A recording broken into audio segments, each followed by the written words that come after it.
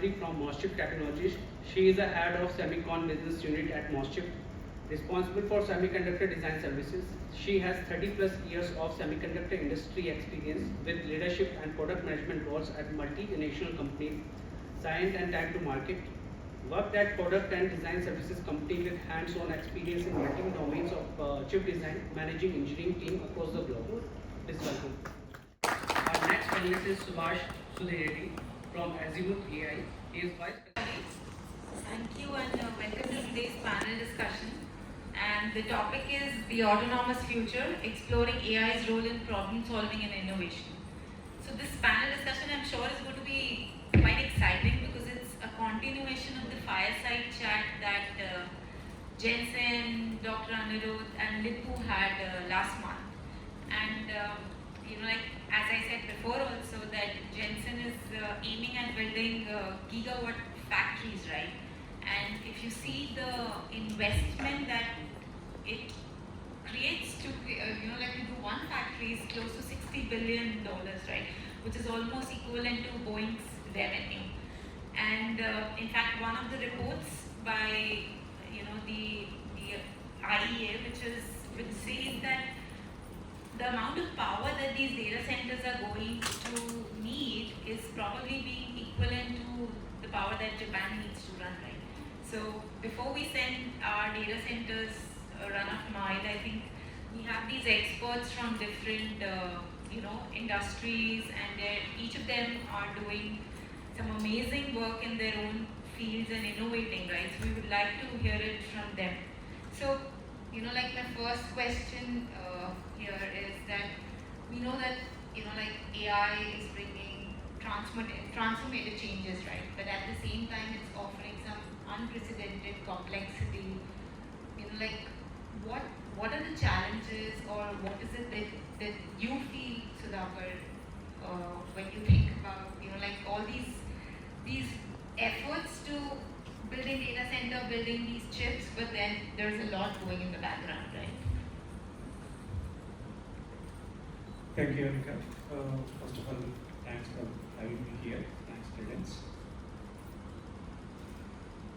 Yes, the power, of course, is one of the huge challenge.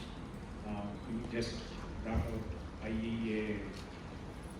Currently, it seems we are at some 3% of the global generated power being consumed by AI data centers, and it is projected to be somewhere, 25%. And that's what that situation never comes. By 2035 and beyond, it could even reach 90% of the total power generated worldwide is consumed by the data centers. So power definitely is a huge challenge in front of us. Now, when we want to solve power, we cannot look just at one aspect of the overall development cycle. We need to look at the solution from a holistic perspective. What I mean by that is not just the silicon. You need to look at the software. You need to look at the systems. So there are multiple aspects we need to look at. I, however, because of my day-to-day work, I would rather focus on the chip side. But certainly it's not just limited to chip or silicon. So, the other fact is in the AI silicon, we are aware of this power wall, and there is this memory wall where compute is rather waiting for the data to come to it. Okay, so if you look at the literature, it's quite evident that the power consumed by the computation versus the movement of data, power required to move the data, they're totally, the data movement requires a lot more power compared to what it takes to do computation. Okay, so that's a complexity. We need to sort that out. So one way we are addressing is this chiplet. Because of the complexity, the design sizes are growing, and the area is humongously, silicon area is humongously increasing, and this monolithic is not quite working. And also, by doing chiplet, I can actually target different parts of the design, different advanced nodes, and put all these things in the system in a package kind of solution. That's one thing. As I mentioned, the data movement. So instead of doing everything, from the memory, you bring it into your arrays to do your multiplication, matrix multiplications, or instead of bringing data all the time, you rather take your compute to the data. So which is very this technology catching up in memory computing or near memory computing. So that's another way to deal with it. Of course, there are many other things, the design side, power optimization. I don't want to take too much time, but we need to look at it from a holistic perspective. Yeah, I mean, as the compute and power intensive AI applications are growing, basically the complexity is significant, no doubt about it. So the way actually we handle this complexity or mitigate the complexity is, as Sudhakar mentioned, one of it is the chiplet-based designs, where we actually put different functionalities on separate dies in separate technologies also. But again, all these are power intensive. So we need to actually handle this using different methods, basically. The power, I'll touch upon the power strategies a bit. So the dynamic voltage and frequency scaling method, one of them, and then the power gating and the voltage islands, basically. So in the DV, I mean, all of these basically they have different challenges in implementation. In the DVFS, the dynamic voltage and frequency scaling method, basically the voltage and frequency are dynamically changed. So that imposes some stress on the design, basically in the sign-off activity, like the timing closure, the signal glitches, which will affect the reliability of the design. So for those, basically on the physical implementation side, we need to handle the place and route carefully, build robust clock tree structures to not only handle the sign-off closure, but also optimize on the power without risking the performance. So these strategies actually, I mean, reduce the complexity. I mean, there are still some challenges though in the process, in the design phase, but will help mitigate the complexity. First of all, thank you for making us be part of this panel. So for this question, there are also thermal solutions, liquid cooling solutions, which help with some power savings, right? Obviously nowadays, we're hearing a lot of these big companies are now looking at nuclear power. There is renewable power sources as well to take care of the power situation. Along with that, I also want to kind of maybe look from the whole AI stack itself. Obviously today, if you look at from the upper level stacks, we could probably use interoperable and modular models which might fit better and it's easier to deploy and integrate them, right? And easy for maintenance and all that, which will also help with power situation. Along with that, also looking at the full stack and trying to figure out or splitting the whole thing into microservices might also help, which might target particular hardware. And also looking at like SLMs versus really huge LLMs might also solve the problem. So these are few or some of the things we can actually do. And along with that, obviously, one of the big things which is taking off these days is building custom silicon or also driving towards edge devices, right? Instead of doing everything in cloud, where you require a lot of power, you can also do a lot of things, and especially if you're building those capabilities as such, right? doing it edge will really bring down, there's a lot of efficiencies, right? So I believe with these few things, I think along with what Srilakshmi and Sudhakar have mentioned, I think we should definitely be able to, of course, power is a huge game. As Sudhakar mentioned, it's almost 2% of what it is of the global electricity which is consuming today. By doing some of these things, especially with the edge computing, we can actually bring it down by at least 20 to 40% of it. So, and again, this keeps growing at exponentially, the power consumption. So, it is some of these things, if we can take care of, I think this should really help in this situation. Thank you. Hey, good morning, guys. Let me start sharing the recent experience, right? So, how many of you guys generated your Ghibli images and ChatGPT? Did you? Oh, you might have generated selfies or family pics, right? Have you experienced that it was taking for some images more than 24 hours?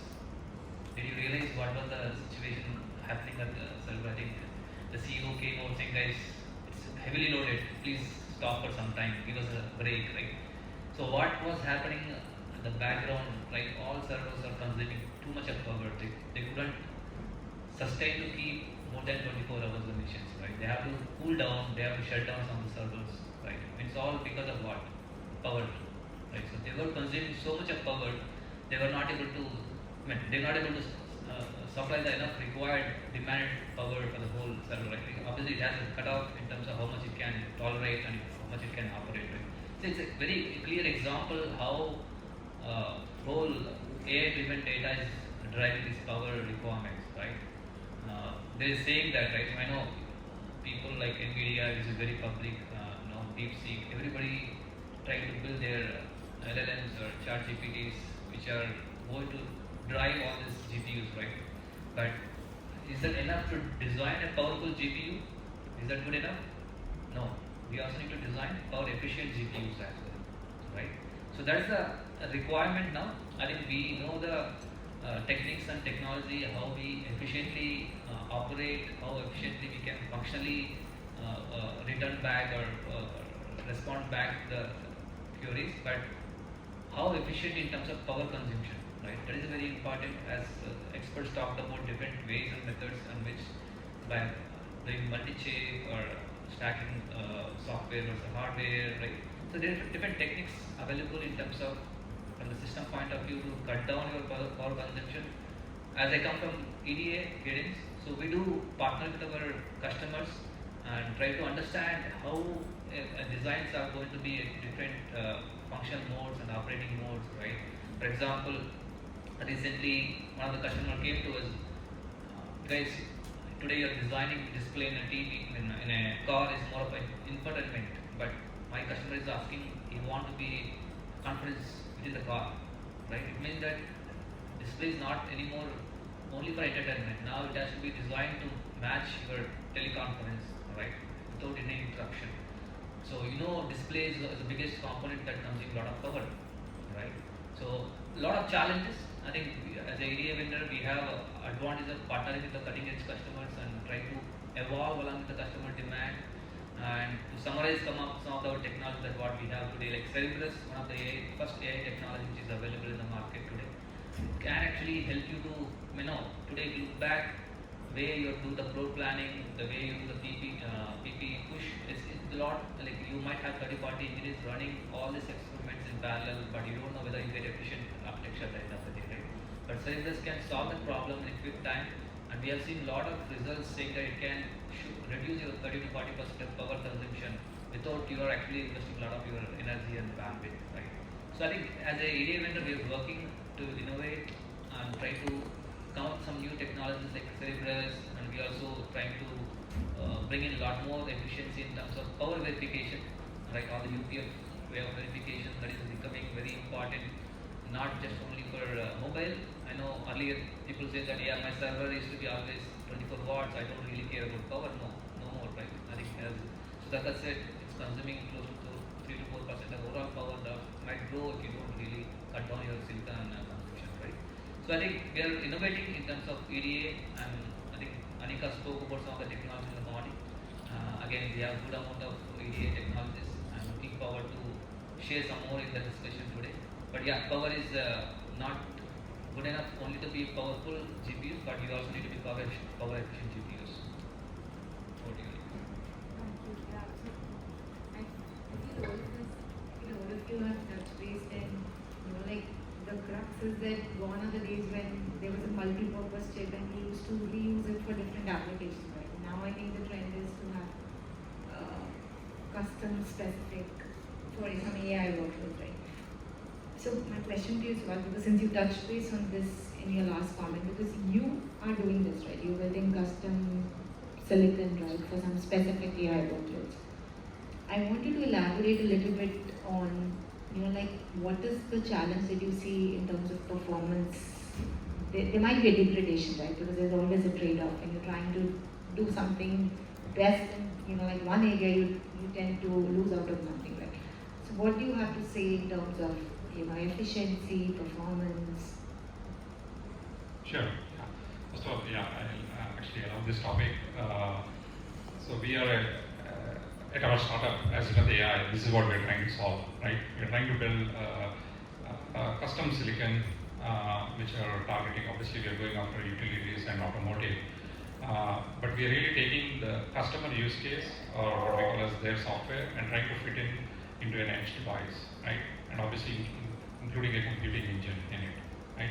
So by doing this, we are actually seeing almost like 10x performance improvements, especially performance per dollar. Along with that, we are also seeing customer is able to get at least 30 to 50% savings on the cost side, right? Integrating some of the components, and also reduced BOM, which helps them. Along with that, it also helps with higher reliability, right? And also reduced complexity. So these are few areas where really helps really going after edge devices. And if you see these days, I think not only us, but I believe a lot of other big companies are also building their own custom chips, no matter what, right? You take Google, EPU, which is a custom ASIC, Microsoft doing Maya, Meta is doing their own, Tesla is doing their own, right? So Broadcom, name a big company, everybody is trying to build a custom silicon. So with custom silicon, there is a huge advantage, because obviously you go focus after a single use case or multiple use cases, a group of use cases, which really helps. At least, as I said, 30 to 50% savings for sure, right? So, but obviously, and also the other thing with edge computing is it also really goes after really small form factors, right? Really things you can do today, this can be, and you can put a compute engine, and this will give you some predictive analysis, and which can really help, right? So again, edge devices which I'm talking are really sub 1 watt devices, right? Which, as I said, gives huge savings, and there's also battery savings because of things you can do more in hardware. So really helps with battery savings for some of these devices. So I think these are some of the things which I feel really going after custom or edge devices will really help business. Yeah, I concur with Subhash basically. The general purpose processors will not be sufficient to cater all the AI requirements basically. So we need to kind of classify based on the application, whether it be inference or training or language models. So you need to build this custom specific, like for example, the edge SoC applications, they need low latency and tight power requirement chips. And the automotive, basically, they want real-time control and functional safety. So one size fits all won't work, basically.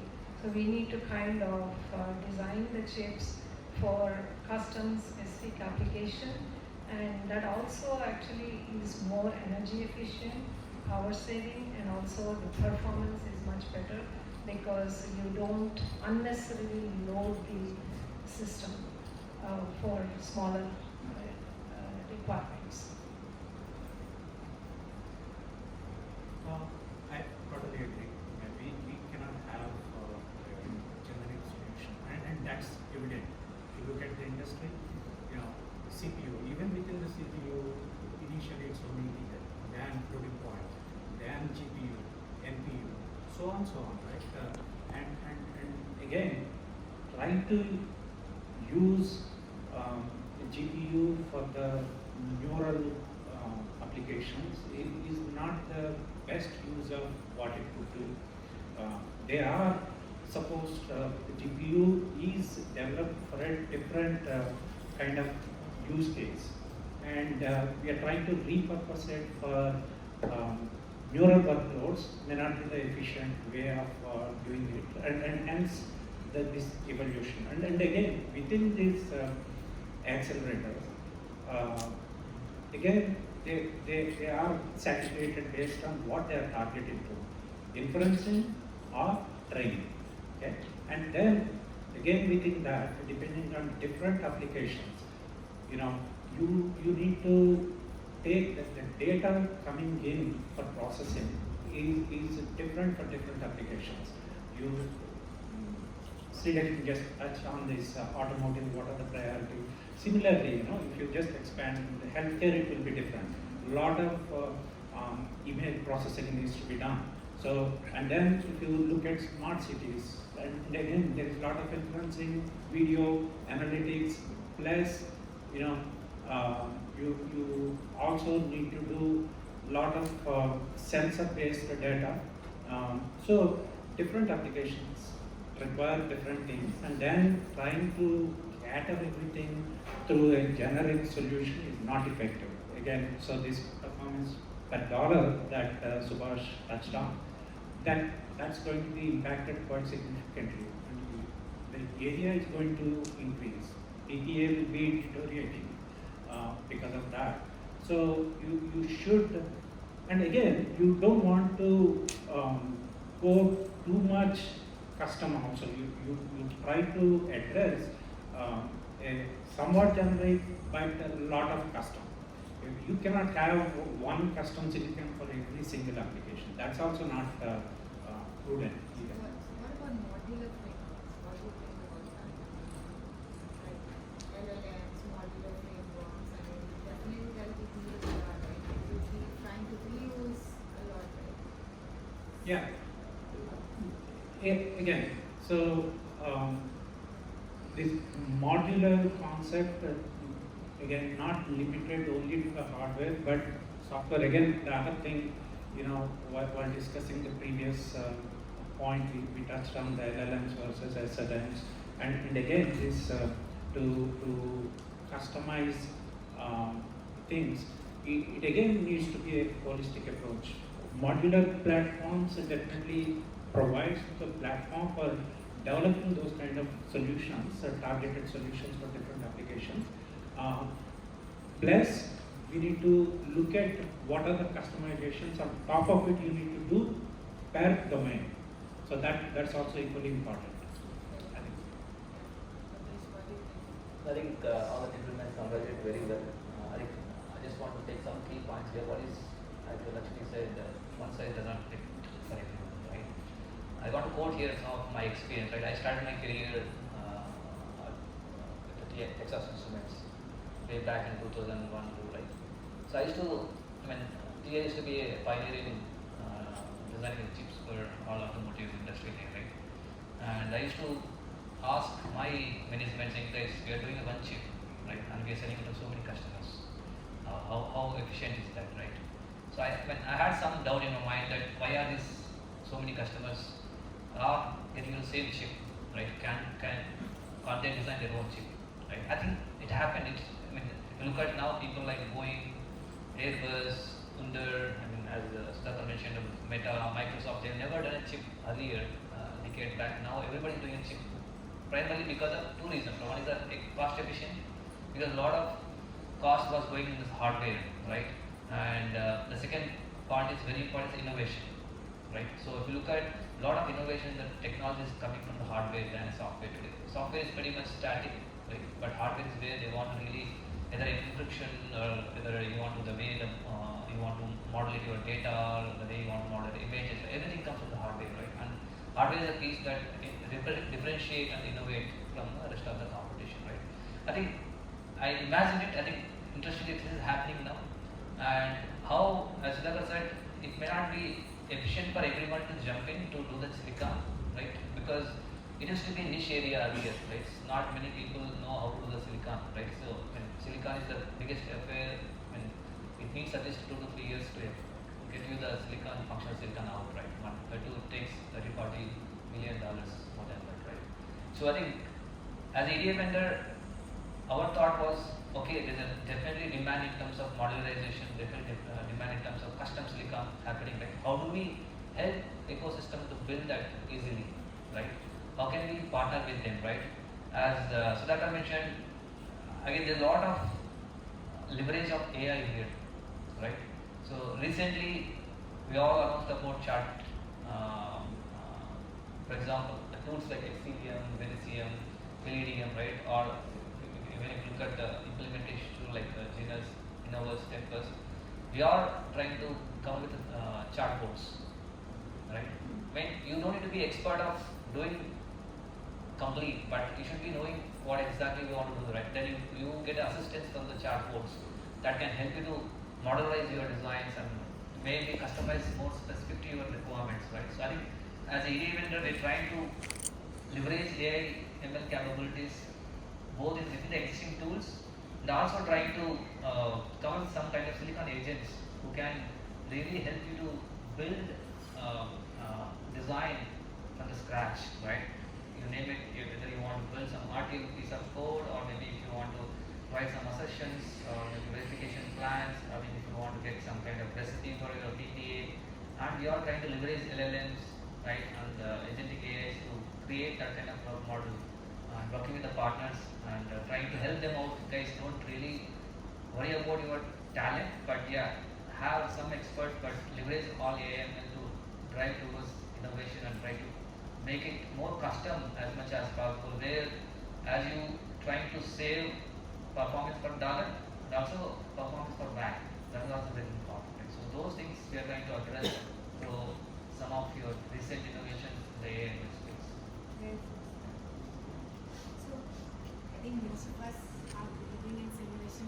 They are very included, Lokesh, you and AI. So like Nibdu, right? I mean, in the fireside chat, he said like the time that it takes for a drug to be, like from the idea to testing to actually come out is more than 15 years, right? And like this is the area where Cadence has also made some acquisitions and we're looking into this space. So simulation is very crucial in developing AI applications. So my question to you is, how do you feel that AI can help not really make everything work out of the box, but at least how can it help try solve the challenges in the simulation workspace and help the end user do his or her job, like to the best capacity? You want to start? Yes, please. Yeah. So simulation is, I know a lot of thoughts about, okay guys, designs are growing big or designs are becoming very complex. Can we get out of simulations, right? So I don't think, people imagine some theories out there, but practically I don't think we can get out of simulation, right? So again, I want to quote here my first job. I've been given to validate TDS. TDS stands for test vector vectors, right? Which we run in the ADEs to validate your silicon. At that time we were leveraging a platform called Krypton, which is acquired by Cadence from Palladium. Getting slot for Krypton was very time consuming, and you don't really get a slot. We used to slog overnight and wait for cycles. When do I get a slot to run the simulation, right? But at that time it was more how long I ran simulations, right? Did my test pass, fail? But is that enough for us in the current generation? Right? No, right? So I think simulation passed through the measuring in terms of number of cycles. Now it is measured in terms of how much I can learn from the existing simulation today and how can I optimize when I do the next time, right? Or how do I target my coverage to specific numbers much more efficiently, right? Or how can I drive my stimulus guided way such a way that I hit more bugs early in the cycle than waiting for the silicon to hit those bugs, right? So I think simulation went through a lot of transformations right? Now simulation, the way we are trying to leverage some of the AMLs here again, as Anika mentioned in the slide, where we're trying to leverage native AML technology in these simulators, try to guide our stimulus such a way that we are efficient in terms of getting better coverage, either code coverage, functional coverage, or software coverage, right? So in a less time, you don't need to really break our heads in terms of how many stimulus I need to create, how many test cases you need to, but you just guide the tool, you will have enough coverage to build your confidence, right? That's one part of it. Again, in terms of debug, right? So simulation cannot exist without debug, right? Because debug is the area where it depends how long you need to run a simulation, right? I know people say that my simulation never stops. Even my silicon is down, my simulation keeps running. I mean, there is no confidence in terms of how much the simulation is running, right? So again, we are trying to bring in a lot more predictability with AML in terms of when we can close the simulation much before your silicon can arrive, right? And we're trying to leverage LLMs here again, as silicon agents. They're trying to give you a lot more assertions, B-plans, lot more root cause analysis on the failures, and also give you some kind of bug reproduction. For example, I know when I hit a problem, hit a failure, typically what happens, maybe on silicon, maybe on GLS, you might have seen a bug, then you try to reproduce that bug in the RTX state, right? But is that enough? Are there any other bugs are hiding around that? So we have technology called cousin bug hunting kind of thing, right? So we are learning with the customers. We're trying to build some of AML applications to reproduce some of the cousins around that area, so that you don't need to really go back to silicon and come back again to fix them, right? So I think AML here, I think we are partnering with a lot many customers to create some of the solutions. Hopefully we can talk about those technologies much more deeper in the upcoming events. But I think the technology is evolving, and we are trying to use them to optimize our simulations and be more efficient in terms of what we're doing. I think that's what I can say. I just want to add to what he already said, because there are some common problems we work together in our previous journeys. So debug, that's one area where how do we do the root cause analysis with when you run simulations, you get several signatures, and then for each signature you adopt an approach. How do you solve that? You take the logic cone and try to get to the point where potential solution could be. And for different signatures, you approach differently. And what we ask the verification team to do is, whenever they're doing this backtracking, root cause analysis, record all that, and that is going to be our data set. Okay? Tomorrow, when the design slightly changed, okay, and then you see a different signature, but very close to the one that is already there in the database, and then based on that you can actually derive how to locate to the RTL code line that could possibly causing this problem. So that's one approach we did in the previous company with the help of Lokesh. And in the current situation, I said we are adopting chiplets.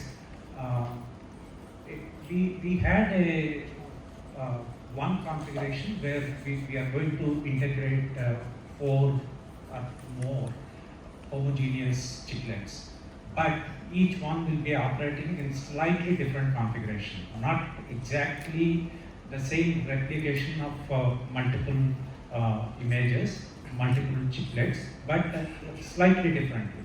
So we are actually doing some AI-based technique for a slight change in the configuration, how to deduce what needs to be changed in terms of the test vectors to give you the same level of coverage.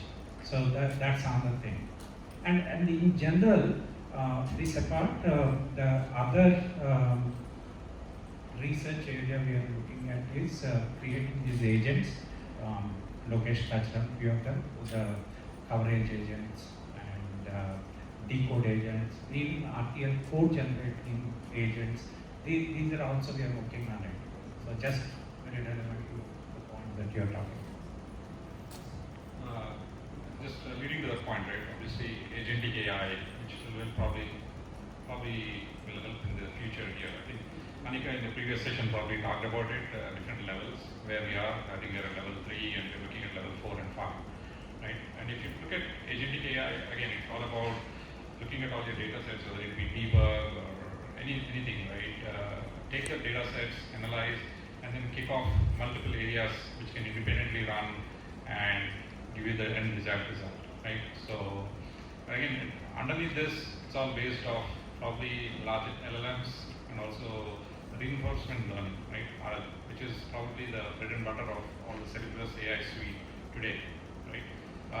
Probably looking into the future, some of the other models which they can also probably leverage to help with simulation to do faster would be to something called digital twin models, which actually take, let's say you have multiple variations of the chip, take the previous chip or the current chip, performance data, live data, and then use it to help with simulation and do all those activities. And also, we've all been hearing a lot about quantum these days.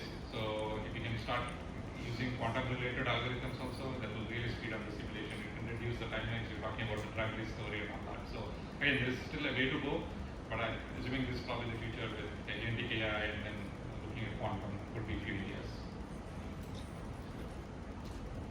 Yes, I mean the traditional simulations tools are really struggling to handle the complexity of the AI-driven engines basically. So for that, we have these substitute models basically that take the historical data and then without even running the exhaustive simulations can predict the results. So, and we have these generative models basically to tune the design parameters so that, we also suggest the floor plans and look at the thermal and power profiles. So all this data will actually kind of also help us create the application specific or user specific requirement, mimic the model, and so that actually, which will actually help accelerate the simulation phase and improve the efficiency of the design phase. So, as we are nearing to the end of the panel discussion, there's this question, I think it's more like a dilemma, right, which mostly everybody will agree to, is that AI is taking over a lot of work, right, a lot of engineering work. You have doc assistants, you have Grammarly, you have co-pilots, what not? You don't even need proofreading by somebody else, right? Because I think Grammarly just tells you, you can rewrite it better, right? So as a DB engineer or like an engineer who's just fresh out of the college, what do you feel is going to happen in the next coming years about the new breed of people or, like the engineering? Will I have my job? Will I not have my job? What is it that I need to do or learn so that I can at least secure something, right? So, yeah, anybody, you can take a stab. Yeah, this is the question in everyone's mind, right?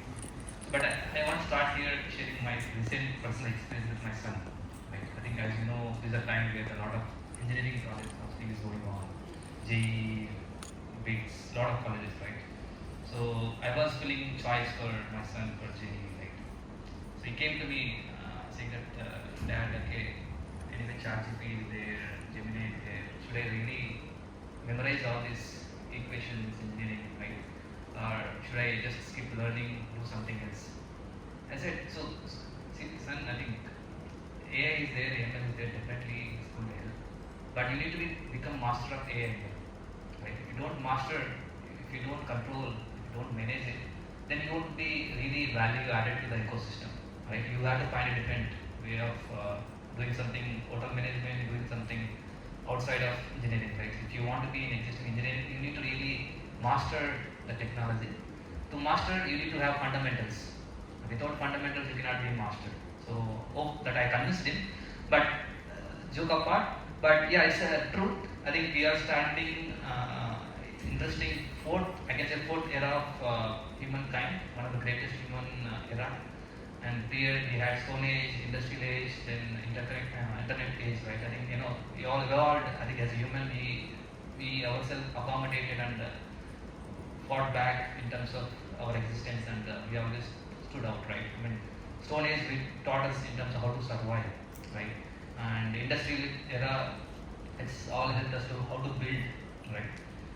If you look back, internet, I think it's all connected. The whole world is connected, right? We all like, if you look at two decades back, I think every old person worried about, okay, if I have computerization, my banks or what will happen to my job. Right now, people accommodate, right? Again, old people, like now, look at older generation is much more strict on the mobile phone than younger generation, right? I think people are accommodating, right? I think people are learning much more quicker.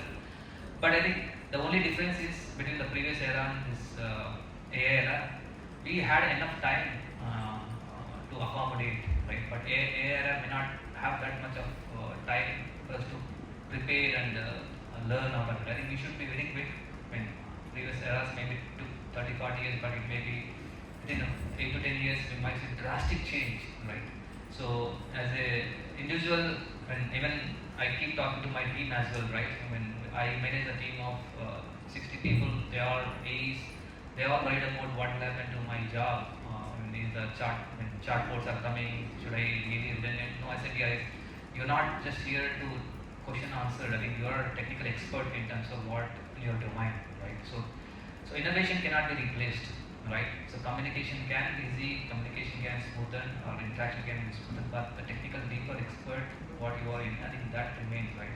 So the future is all about existing with AI. I don't think you can ignore AI so that I don't care AI, right? I think we have seen the stories of Nokia, what happened, they didn't accommodate the demand of touch screen, right? So the same thing will happen for us also. We don't really accommodate. We should all imbibe, learn this new skill set required, and future innovation is with AI. When without AI, there is no innovation. When if you try to do any innovation without AI, then you will go back to the Stone Age, right? That's how people look at it, right? So I do encourage, please do prepare yourself, but again, don't need to scare, don't need to worry about it. I think you should learn some of the new skill set.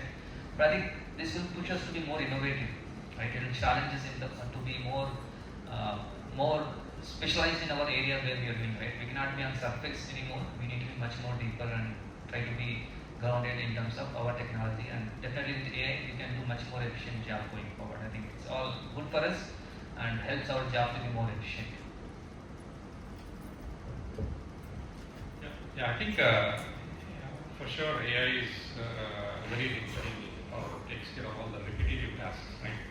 Something which is a sequence of events and it is repetitive. I think definitely AI is going to take over that. But I think we need to look at AI as a more a companion, as you've been hearing, or what I call also as augmented decision making.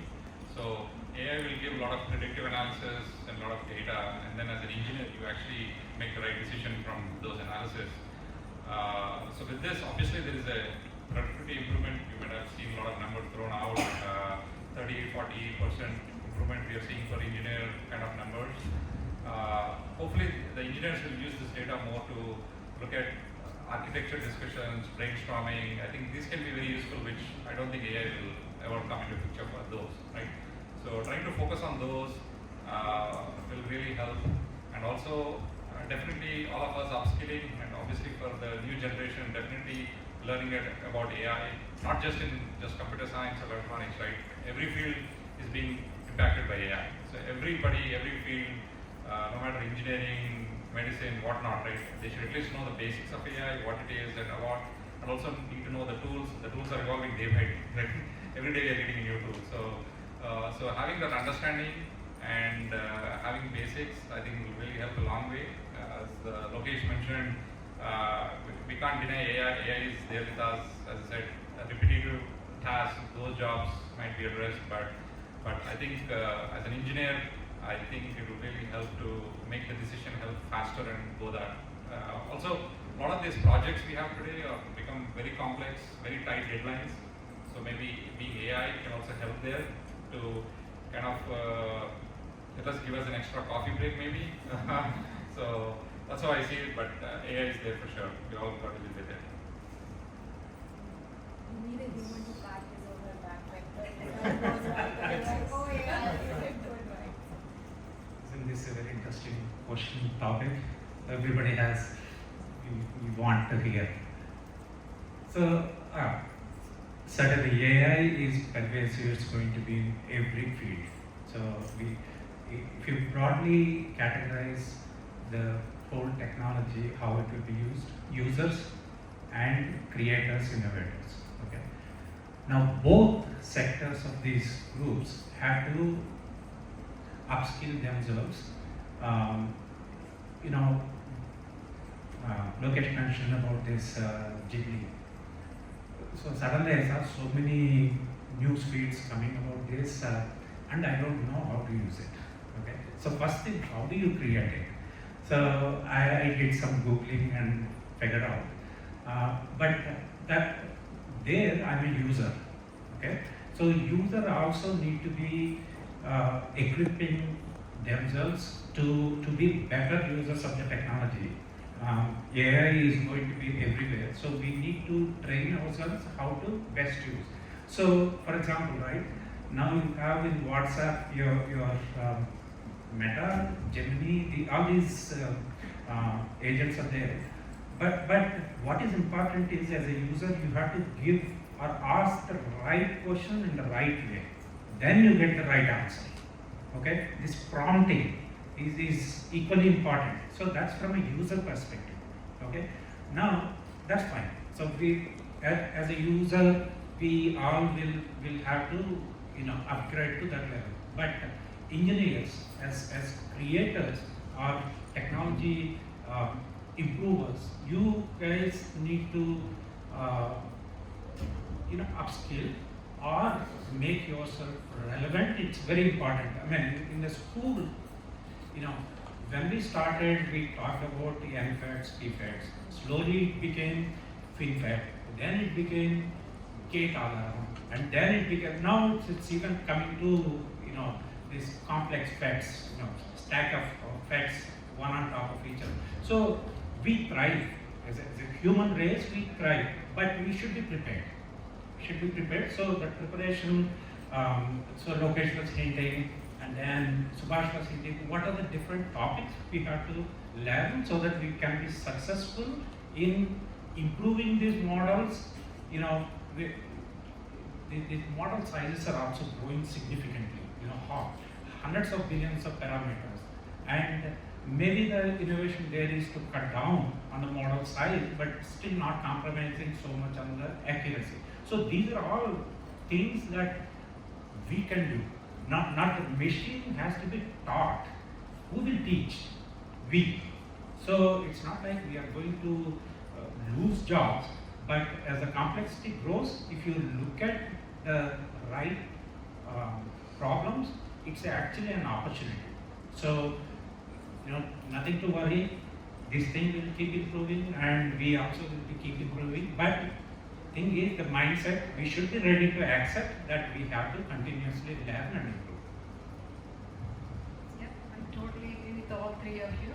Basically, traditionally, of course, the designers are used to using the design and constraints and everything to design the logic and then simulate it with time-consuming tools, and also, debug them and do all that for the designers. But now, with AI, it is, as Subhash mentioned, it's a co-pilot augmenting the engineers to help with all the automation, but also let the engineer focus on the digital innovation.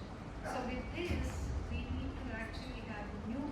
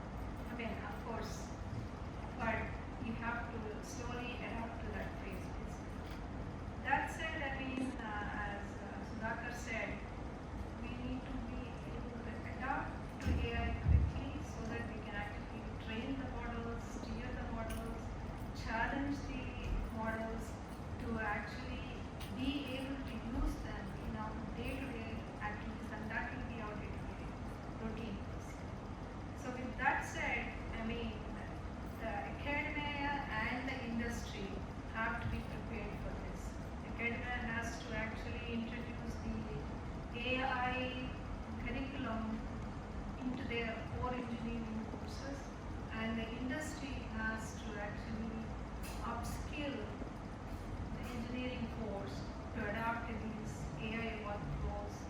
So, I mean, MosChip and all the other companies in the industry are already doing that, and it is actually, as Dr. mentioned, a good opportunity for the engineers to upskill their skills. And I mean, it's not just the hands-on engineers. At each and every level, whether you are in management or the hands-on or the finance, everybody has to upskill. And on the application side also, I mean, for example, the nurses, they used to actually look at the images. Now they have the AI tools. They need to be able to read the data and help collect the summary of the data and help the doctor in their processes. So that way, each and every engineer, as Srilakshmi mentioned, user, innovator, everybody has to adapt to this AI, taking the opportunity and blend with AI on a day-to-day basis. Okay, thank you, Anita. Thank you, everyone. Thank you, everybody. Thank you, Anita. Sharing your insights. So yeah, I think like the audience, I think you guys have been benefited.